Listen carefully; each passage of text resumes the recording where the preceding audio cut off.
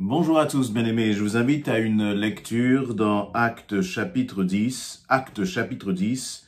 Et je vais lire à partir du verset 1er. Donc dans ma version en français courant, il y avait à Césarée un homme appelé Corneille, qui était centurion dans un bataillon romain, dit bataillon italien. Il était attaché à Dieu et reconnaissait son autorité avec toute sa famille. Il accordait une aide généreuse aux pauvres du peuple juif et il priait Dieu en tout temps. Un après-midi, vers 3 heures, Corneille eut une vision et il vit distinctement un ange de Dieu entrer chez lui et lui dire « Corneille ». Il regarda l'ange tout effrayé et lui dit « Qu'y a-t-il, Seigneur ?» L'ange lui dit « Dieu a prêté attention à tes prières et à l'aide que tu as apportée aux pauvres et il se souvient de toi.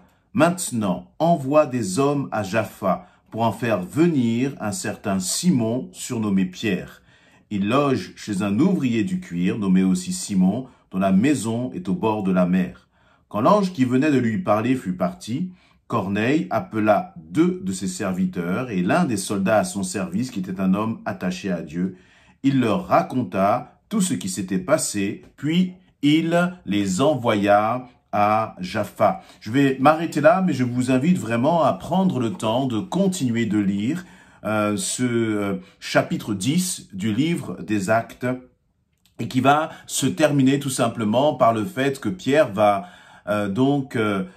être emmené auprès de Corneille et Pierre va commencer à partager à Corneille, donc qui est un non-juif, la bonne nouvelle de l'évangile. Et donc Corneille va être touché à ce moment-là et il va être d'abord baptisé du Saint-Esprit. Qu'est-ce que cela signifie, baptisé du Saint-Esprit? Eh bien, il nous est dit au verset 46 qu'il les entendait parler en langue inconnue et louer la grandeur de Dieu. C'est-à-dire qu'il y a eu un signe extérieur du baptême dans le Saint-Esprit de Corneille. Et c'était la première fois, donc, non seulement Corneille, mais ceux qui étaient avec lui, c'était la première fois que des non-juifs, eh bien, étaient baptisés du Saint-Esprit, parlaient en langue, manifestaient ce signe, justement, du baptême dans le Saint-Esprit. C'était la première fois. Et ensuite, il nous est dit au verset 48 que, constatant leur baptême dans le Saint-Esprit, eh bien, Pierre les a baptisés d'eau, les a plongés dans l'eau comme signe d'appartenance à Jésus-Christ.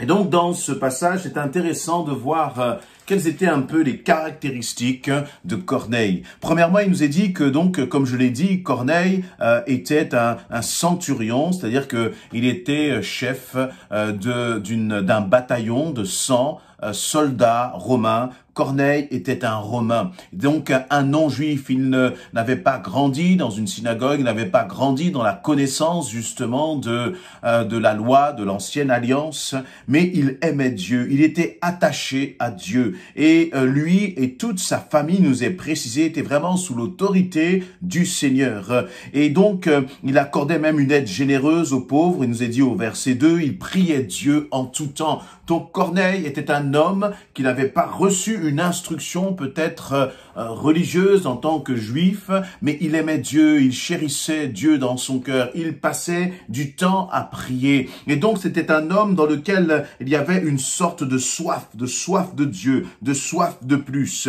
Il nous est dit d'ailleurs, et donc à Corneille, eh bien un ange est apparu dans l'après-midi, et cet ange a parlé à Corneille, l'a interpellé, il lui a dit ceci au verset 4, « Dieu a prêté attention à tes prières et à l'aide que tu as apportée aux pauvres, et il se souvient de toi. Maintenant, envoie des hommes à Jaffa pour en faire venir un certain Simon, surnommé Pierre. » Arrêtons quelques instants sur l'attitude de Corneille. Qui était ce Corneille? Quelle était son attitude? Corneille avait faim et soif de Dieu.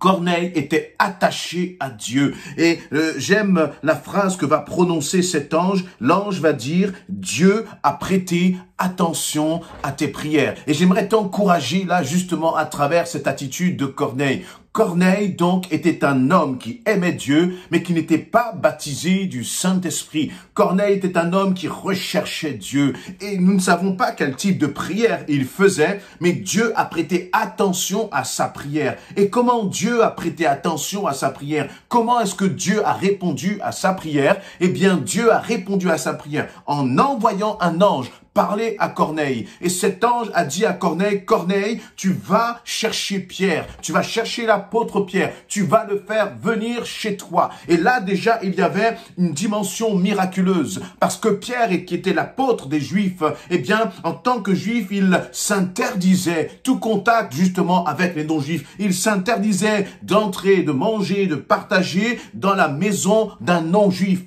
parce qu'il y avait encore en lui cette dimension en fait des règles de la loi. Et donc Pierre n'avait pas encore saisi que Jésus-Christ était venu justement non seulement pour les Juifs mais aussi pour toute l'humanité. Et donc il y avait donc un premier miracle qui s'est accompli, sur lequel eh bien Corneille a dû obéir en disant, Corneille, va chercher Pierre, amène-le chez toi. Pierre, justement, lui, de son côté, avait reçu aussi une vision, vous pourrez le lire dans le chapitre 10, et donc il était prévenu que quelqu'un allait venir le chercher. Les soldats sont venus chez Pierre, l'ont emmené chez Corneille. Pierre a parlé justement de Christ, leur a parlé de Christ, et pendant qu'il leur parlait, il nous est dit à la fin de ce chapitre 10, eh bien qu'ils ont commencé à parler dans des langues inconnues. Ils ont commencé à parler en langue. Et donc je vois là la réalisation de la prière de Corneille. Corneille peut-être ne connaissait pas, ne savait pas ce qu'était que le baptême dans le Saint-Esprit, mais très certainement que dans ses prières,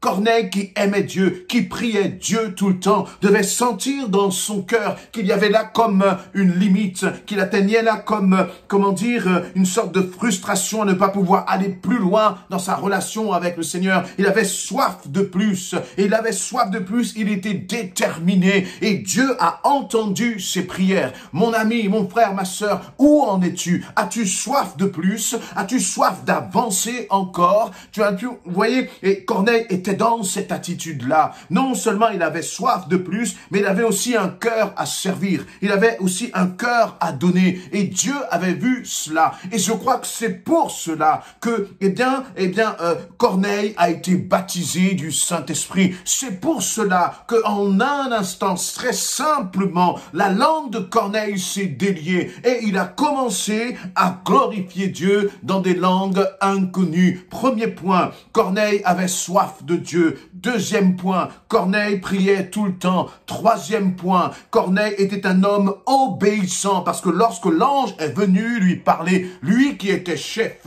d'une centaine de soldats, eh bien, il n'a pas bronché, il n'a pas rouspété, il s'est soumis à la volonté de Dieu, même si cela pouvait paraître bizarre d'envoyer des soldats chercher un homme inconnu, il a obéi. 3 points clés donc dans la vie de Corneille. Premier point, je répète, il était attaché à Dieu. Deuxième point, il priait tout le temps. Donc il avait une vie de piété. Troisième point, c'était un homme obéissant. Quatrième point que je rajouterais, c'était un homme de cœur, un homme qui aimait servir, puisqu'il nous est dit qu'il donnait, il accordait une aide généreuse aux pauvres du peuple juif. Et à travers cela, je vois aussi qu'il bénissait le peuple de l'Éternel. Et Dieu a entendu sa prière. Dieu a saisi justement le désir de Corneille d'aller plus loin, même si ce n'était jamais arrivé à des non-juifs. Corneille avait le désir d'aller plus loin. Corneille ne savait peut-être pas ce que c'était que le baptême dans le Saint-Esprit. Il ne criait pas, il ne demandait pas le baptême dans le Saint-Esprit forcément. Mais en tout cas, il avait ce désir d'aller plus loin. Laisse-moi te dire que tu ne dois pas te décourager dans ton désir d'aller plus loin. Tu ne dois pas te décourager dans ton désir d'aller dans les profondeurs du cœur de Dieu. Et Dieu va entendre ta prière. Mais en attendant que Dieu entende ta prière, continue continue de servir ton Dieu avec ce que tu as, avec ce que tu es, avec ton amour pour le Seigneur. Continue de prier ton Dieu sans cesse. Ne te décourage pas, ne baisse pas les bras. Et de même que Dieu a entendu les prières de Corneille, Dieu entendra tes prières concernant le baptême dans le Saint-Esprit. Et tu verras que lorsque tu commenceras à prier, lorsque tu continueras à prier, lorsque tu persévéreras dans ta vie de prière, alors l'Éternel va comme délier ta langue. L'Éternel va comme te remplir de langues inconnues et tu pourras louer la grandeur de Dieu comme Corneille le faisait avec Pierre. À tel point que Pierre, vraiment étonné de ce qui se passait, étonné de voir ce non-juif baptisé du Saint-Esprit, comme on les appelait les gentils baptisés du Saint-Esprit, qu'est-ce que Pierre a dû faire? Eh bien, il a dû se résoudre à une chose, c'était ensuite de baptiser d'eau Corneille et ceux qui étaient avec lui. Voyez, Dieu veut te remplir encore. Mais toi, tu dois manifester ta faim et ta soif de l'Éternel. Parce que sinon, à quoi servirait-il que le Seigneur te baptise du Saint-Esprit si tu n'as pas le désir de le servir, si tu n'as pas déjà le désir de passer plus de temps dans sa présence? Sois inviolent pour les choses d'en haut. Ne te décourage pas. Ne te dis pas, eh bien, je laisse tomber cette question du baptême dans le Saint-Esprit. Mais au contraire, notre Père Céleste, ton Père, n'a qu'un désir, c'est d'accomplir sa promesse dans ta vie. C'est d'accomplir justement le fait que tu seras baptisé de son Esprit. Alors, passe du temps encore dans sa présence et l'Éternel t'entend. L'Éternel t'entend et il répondra à ta demande. Continue d'avoir faim et soif de lui. Le Seigneur ne désaltère que ceux qui ont réellement soif de sa présence. Tu veux avoir plus de lui, plus de sa présence? Continue d'aspirer et je proclame, je veux proclamer sur ta vie que le Seigneur te baptise de son esprit, que tu commences à parler dans des langues nouvelles. La Bible nous dit que celui qui parle en langue, il s'édifie. As-tu le désir de t'édifier encore plus? As-tu le désir justement de construire encore plus, ta vie d'intimité avec le Seigneur?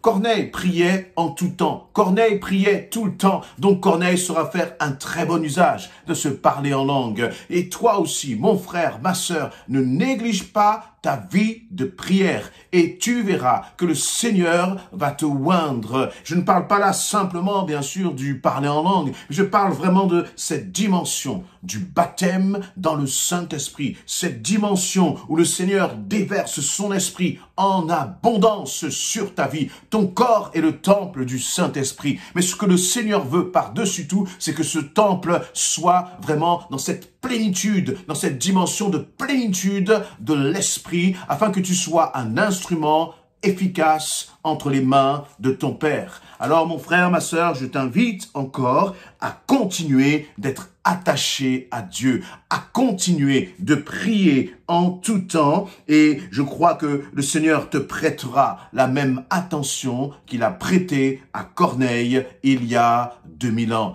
Merci Seigneur pour ta grâce, merci Seigneur pour ta patience à notre égard. Merci aussi Seigneur pour tes bénédictions que tu veux répandre sur chacun. Dans le nom de Jésus-Christ, soyez encouragés et bénis.